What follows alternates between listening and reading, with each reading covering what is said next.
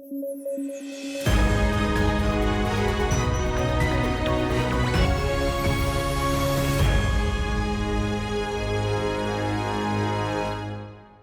News at 9 programme में आपका स्वागत है। मैं हूं अमृत उपाध्याय। आइए जल्दी से देखें आज की हेडलाइंस।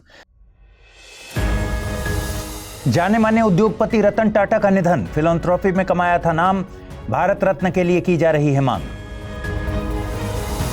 साहित्य के नोबेल की हुई घोषणा, दक्षिण कोरिया की लेखिका हान कांग बनी विजेता। द वेजिटेरियन के लिए मशहूर हैं हान कांग। और लिविंग प्लेनेट रिपोर्ट हुई जारी, WWF हर 2 साल पर पेश करता है रिपोर्ट, वन्य जीवन पर खतरे की घंटी के दिए संकेत।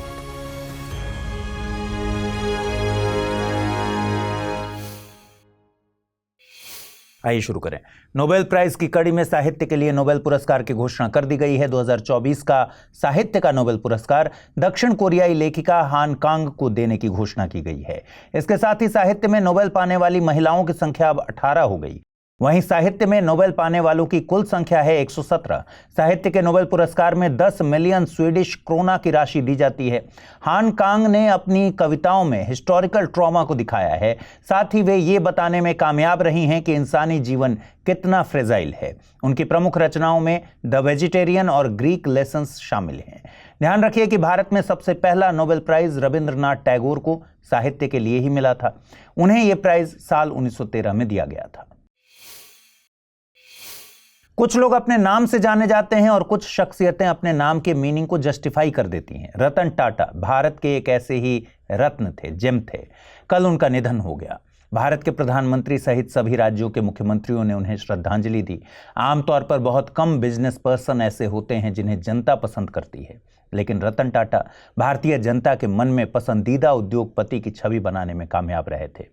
सादगी और परोपकार जैसी भावनाओं के प्रतीक रतन टाटा जी को स्टडी IQ हिंदी की पूरी टीम की तरफ से मैं श्रद्धांजलि अर्पित करता हूं। ईश्वर उनकी आत्मा को शांति प्रदान करे। एक इंटरव्यू में उन्होंने कहा कि दुनिया उन्हें बदलाव लाने वाले व्यक्ति के तौर पर याद करे। वाकई उनकी शख्सियत मिडिल क्लास फैमिलीज में बदलाव लाने वाले व्यक्ति की ही रही। टाटा की नैनो कार का किस्सा भी उनकी आम जनता के लिए भावनाओं को ही दिखाता है। बताते हैं कि उन्होंने एक फैमिली को मुंबई में स्कूटर से जाते देखा और तब उनके मन में विचार आया कि ऐसी कार होनी चाहिए जो भारत का आम आदमी अफोर्ड कर सके, और टाटा की नैनो कार ने तकनीक में अफोर्डेबिलिटी का उदाहरण पेश किया। टाटा नैनो को पीपल्स कार भी कहा जाता है।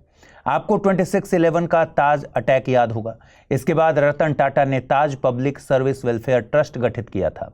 इससे पीड़ितों और उनके परिवारों की मदद की जा सके। रतन टाटा का जन्म 28 दिसंबर 1937 को हुआ था मुंबई में। वे रतन टाटा ट्रस्ट और दोराबजी टाटा ट्रस्ट के चेयरमैन थे। ये दोनों ही ट्रस्ट भारत में निजी क्षेत्र के सबसे बड़े फिलैंथ्रोपिक ट्रस्ट हैं। साल 2008 में पद्म विभूषण से सम्मानित रतन टाटा का नाम देश के बड़े फिलैंथ्रोपिस्ट में शामिल है। वे टाटा सन्स में 1962 में शामिल हुए थे और तब उन्होंने बिजनेस की बारीकियों को समझने के लिए फ्लोर पर काम किया। इसके अलावा वे टाटा ट्रस्ट की कंपनी टाटा सन्स के चेयरमैन 1991 से 2012 के बीच रहे। इस्तीफे के बाद उन्हें चेयरमैन अमेरिटस ऑफ टाटा सन्स का दर्जा दे दिया गया था। रिटायरमेंट के बाद रतन टाटा R&T कैपिटल नाम के निवेश मंच से जुड़े थे, जिसने लेंसकार्ट, ब्लू स्टोन, ओला इलेक्ट्रिक, टॉर्क मोटर्स और अर्बन कंपनी जैसी कई स्टार्टअप्स में निवेश किया। उन्हें ब्रिटिशर्स ने night grand cross of the most excellent order नियुक्त किया था। साथ ही रॉकफेलर फाउंडेशन ने लाइफ टाइम अचीवमेंट अवार्ड से सम्मानित किया था। भारत में कई बड़े नेताओं और व्यक्तियों द्वारा उन्हें भारत रत्न देने की भी मांग की जा रही है। आप बताइए, क्या रतन टाटा जी को भारत रत्न दिया जाना चाहिए? क्या आपके मन में कंफ्यूजन है कि IAS प्रिपरेशन को कैसे डेस्टिनेशन तक पहुंचाएं? तो जुड़िए UPSC IAS prelims to interview यानी P2I बैच से, जिसमें आपके हर प्रॉब्लम का सॉल्यूशन है मौजूद। आप गांव में हैं या शहर में, कोई टेंशन नहीं, क्योंकि इस बैच में आपको मिलेंगी 1000+ आवर्स की लाइव ऑनलाइन कक्षाएं। और आपको पढ़ते समय कोई कॉन्सेप्ट समझ नहीं आ रहा तो भी कोई बात नहीं, मेंटोरशिप प्रोग्राम का लाभ उठाइए और अपने मेंटोर से अपनी उलझन का समाधान पाइए। क्या मैं तैयार हूं? यदि इस सवाल का नहीं मिल रहा जवाब तो टेस्ट सीरीज का मिलेगा फायदा। हर एक टेस्ट से तैयार होगा आपकी सफलता का ब्रिज। यही है वो बैच जिसमें आप कर सकते हैं पढ़ाई के साथ कमाई भी। क्यों? क्योंकि हर टेस्ट के फर्स्ट रैंकर को मिलेगा 11,000 रुपए का इनाम। इतना ही नहीं, यदि आप प्री 2025 क्वालिफाई करते हैं तो आपकी पूरी फीस वापस कर दी जाएगी। ऐसे और भी कई फीचर्स हैं इस कोर्स में, जिससे आपको हासिल होगी जीएस में महारत। सो जस्ट गो अहेड, आज ही जुड़िए हमसे, अमृत लाइव कोड का यूज कीजिए और एडमिशन लीजिए, करिए अपने सपने को साकार। महाराष्ट्र चुनाव से पहले एनसीबीसी यानी राष्ट्रीय पिछड़ा वर्ग आयोग ने महाराष्ट्र की 7 जातियों और उपजातियों को केंद्र की ओबीसी लिस्ट में शामिल करने की सिफारिश की है। इनमें लोध, लोधा, लोधी, सूर्यवंशी गुजर, लीवे गुजर, रीवे गुजर, रेवा गुजर, डंगारी, भोयर, पवार, कापेवार, मुन्नार कापेवार, मुन्नार कापू, तेलंगा, तेलंगी, पेंटा रेड्डी, बुकेकारी शामिल हैं। ये सभी महाराष्ट्र में ओबीसी की लिस्ट में पहले से शामिल हैं। अब कमीशन द्वारा केंद्र की ओबीसी लिस्ट में शामिल करने की सिफारिश की गई है। देखिए, मंडल केस जजमेंट 1992 में सुप्रीम कोर्ट ने केंद्र सरकार को एक स्थायी सांविधिक संस्था के गठन के लिए कहा था और इस संस्था को पिछड़ी जातियों की सूची में अंडर इंक्लूजन, ओवर इंक्लूजन और नॉन इंक्लूजन की जांच करनी थी। सामाजिक न्याय एवं अधिकारिता मंत्रालय के मुताबिक पिछड़ा वर्ग यानी बैकवर्ड क्लासेस से मतलब अनुसूचित जातियों और अनुसूचित जनजातियों के इतर नागरिकों के ऐसे पिछड़े वर्गों से है जिन्हें केंद्र सरकार द्वारा स्पेसिफाई किया जाता है। मंडल कमीशन जजमेंट के चलते सरकार ने national commission for backward classes act 1993 के जरिए एनसीबीसी का गठन किया था। इसे संवैधानिक दर्जा संविधान के 102वें संविधान संशोधन अधिनियम 2018 के जरिए दिया गया था। अब एनसीबीसी भारतीय संविधान के अनुच्छेद 338 के तहत एक संवैधानिक संस्था है। यह एक 5 सदस्यीय संस्था है जिसमें एक अध्यक्ष, एक उपाध्यक्ष और 3 अन्य सदस्य होते हैं। इनकी नियुक्ति भारत के राष्ट्रपति के द्वारा की जाती है। वर्तमान में अध्यक्ष के पद पर हंसराज अहीर हैं। आयोग अपनी सालाना रिपोर्ट राष्ट्रपति को सौंपता है। राष्ट्रपति इस रिपोर्ट को संसद के सामने पेश करते हैं। आयोग को अपनी प्रक्रिया या प्रोसीजर को रेगुलेट करने की शक्ति हासिल है। किसी मामले या शिकायत की जांच करते समय इसके पास सिविल कोर्ट की सभी शक्तियां होती हैं। World wide fund for nature की लिविंग प्लैनेट रिपोर्ट 2024 जारी कर दी गई है। रिपोर्ट के मुताबिक वैश्विक वन्य जीव आबादी 50 वर्षों में 73% घट गई है। लिविंग प्लैनेट रिपोर्ट हर 2 साल में जारी की जाती है। पिछली रिपोर्ट में ये गिरावट 69% के आसपास थी। सबसे ज्यादा गिरावट फ्रेश वाटर इकोसिस्टम में 85% के करीब दर्ज की गई है। स्थलीय में 69% और समुद्री में 56% गिरावट आई है। रिपोर्ट के मुताबिक हैबिटेट लॉस और डिग्रेडेशन इसके 2 प्रमुख कारण हैं। मतलब वन्य जीवों का आवास नुकसान और आवास खत्म होना। इसकी वजह है खेती के लिए जंगलों की जमीन का प्रयोग। बढ़ती जनसंख्या की खाद्य जरूरतें पूरी करने के लिए जंगलों को उजाड़ा जा रहा है। ओवर एक्सप्लॉयटेशन, इन्वेजिव स्पीशीज और बीमारियां जलवायु परिवर्तन के साथ मिलकर वन्य जीवों को नुकसान पहुंचा रहे हैं। रिपोर्ट में बताया गया है कि एशिया पैसिफिक में प्रदूषण भी एक कारण है जो वन्य जीवों को नष्ट करने में भूमिका निभा रहा है। एशिया पैसिफिक में 60% की दर से वन्य जीवन में गिरावट दर्ज की गई है। एशिया पैसिफिक क्षेत्र में ही भारत भी शामिल है। आपको बता दें कि WWF दुनिया का लीडिंग कंजर्वेशन ऑर्गेनाइजेशन है। इसका गठन 1961 में किया गया था। इसका मुख्यालय है स्विट्जरलैंड में ग्लैंड में। आइए देखते हैं आज का टर्म ऑफ द डे। आज का टर्म ऑफ द डे है फूड माइल्स। फूड माइल्स के लिए हिंदी शब्द है खाद्य मील। फूड माइल्स से मतलब है खाद्य उत्पाद जो दूरी खेत या उत्पादन सुविधा से आपकी प्लेट तक तय करते हैं। ये दूरी भोजन के प्रकार और उसके स्रोत के आधार पर अलग अलग हो सकती है। अब सवाल है कि फूड माइल्स इतना मैटर क्यों करता है। देखिए, जब आप दिल्ली में बैठकर नारियल पानी पीते हैं तो इसमें सिर्फ नारियल की कीमत नहीं है, एक पर्यावरणीय कीमत भी है जो दक्षिण के राज्यों से दिल्ली तक नारियल पानी पहुंचाने में लगी। ट्रांसपोर्टेशन के दौरान एमिशन हुआ है जिससे पर्यावरण प्रदूषण हुआ है। इसलिए हमारी कोशिश होनी चाहिए कि फूड माइल्स कम हो। इसके लिए एक तरीका है कि हमारे खाने की प्लेट लोकली अवेलेबल फूड हो।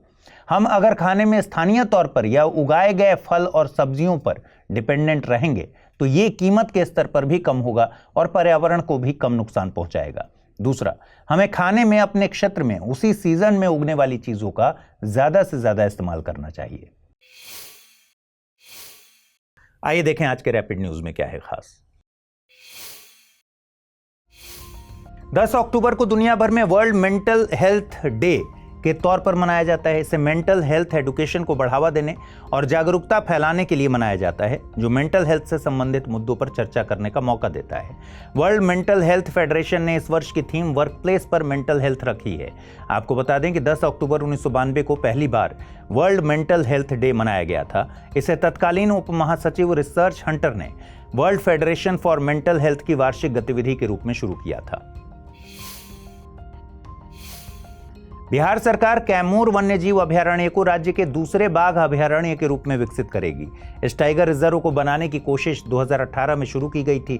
वर्तमान में बिहार में वाल्मीकि टाइगर रिजर्व राज्य का एकमात्र राष्ट्रीय उद्यान है। कैमूर वन्यजीव अभयारण्य बिहार के कैमूर जिले और आसपास के क्षेत्र में स्थित होगा। यह राज्य का सबसे बड़ा अभयारण्य है। इसकी स्थापना 1979 में हुई थी। आपको बता दें, कैमूर के जंगल लगभग 1134 स्क्वायर किलोमीटर में फैले हैं और बिहार में एक बड़े क्षेत्र को कवर करते हैं। ये जंगल झारखंड, उत्तर प्रदेश और मध्य प्रदेश के वन्य जीव गलियारों से भी जुड़े हैं। इससे बाघों के आवास के रूप में इनका महत्व और बढ़ जाता है। केंद्रीय मंत्रिमंडल ने गुजरात के लोथल में राष्ट्रीय समुद्री विरासत परिसर के विकास को मंजूरी दे दी है। प्राचीन सिंधु घाटी सभ्यता स्थल लोथल के पास विकसित होने वाले इस परिसर को 2 चरणों में विकसित किया जाएगा। इसे गुजरात में लगभग 400 एकड़ भूमि पर बनाया जा रहा है। इस परियोजना पर काम मार्च 2022 में शुरू हो गया था। इसे गुजरात राज्य सरकार के सहयोग से सागरमाला परियोजना के तहत विकसित किया जा रहा है। इस परियोजना का मकसद भारतीय समुद्री धरोहर और इतिहास को प्रदर्शित करना है। पूर्ण रूप से विकसित होने के बाद यह विश्व का सबसे बड़ा समुद्री संग्रहालय परिसर और अंतर्राष्ट्रीय पर्यटन स्थल होगा। लोथल को अप्रैल 2014 में यूनेस्को विश्व धरोहर स्थल के रूप में भी नामित किया गया था। संयुक्त राष्ट्र ने हाल ही में GDC यानी ग्लोबल डिजिटल कॉम्पैक्ट को अपनाया है। इसका मकसद डिजिटल डिवाइड, डेटा प्राइवेसी और एथिकल AI उपयोग जैसी चुनौतियों का समाधान करना है। GDC कोई बाध्यकारी कानून नहीं है, बल्कि यह सरकारों, संस्थाओं, फर्मों और अन्य हितधारकों के लिए लक्ष्यों का एक सेट है जिसे कानून बनाते समय ध्यान में रखा जाना चाहिए। इसके प्रावधान अंतर्राष्ट्रीय कानून, मानवाधिकारों और संयुक्त राष्ट्र 2030 एजेंडा जैसे मानकों पर आधारित है। इसके अलावा इसमें 2 पैनल की स्थापना भी शामिल है, जो independent international scientific panel on AI और global dialogue on AI governance होंगे। WHO की दक्षिण पूर्व एशिया क्षेत्र की 77वीं बैठक नई दिल्ली में संपन्न हुई। बैठक में WHO ने दक्षिण पूर्व एशिया क्षेत्र में खसरा और रुबेला को खत्म करने के लिए नया लक्ष्य निर्धारित किया है। सदस्य देशों ने इस क्षेत्र से खसरा और रुबेला उन्मूलन के लक्ष्य को 2026 तक बढ़ाने पर सहमति व्यक्त की है, जो पहले 2023 था। वर्तमान में इस क्षेत्र के 5 देशों ने खसरा और रुबेला उन्मूलन का लक्ष्य हासिल किया। इन देशों में भूटान, नॉर्थ कोरिया, मालदीव, श्रीलंका और तिमोर लेस्ते के नाम आते हैं। आइए जल्दी से देखें आज के बुलेटिन पर आधारित सवाल। पहला सवाल है, विश्व का सबसे बड़ा समुद्री संग्रहालय परिसर कहां विकसित किया जा रहा है? धौलावीरा, लोथल, पणजी या फिर कोच्चि? अगला प्रश्न है, राष्ट्रीय पिछड़ा वर्ग आयोग के संबंध में निम्नलिखित कथनों पर विचार कीजिए।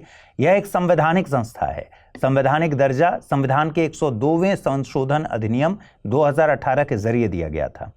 सही कथनों को चुनना है, केवल 1, केवल 2, 1 और 2 दोनों, न तो 1 न ही 2। आइए देखें पिछले बुलेटिन पर आधारित क्या सवाल पूछे गए थे, उनके सही जवाब क्या हैं।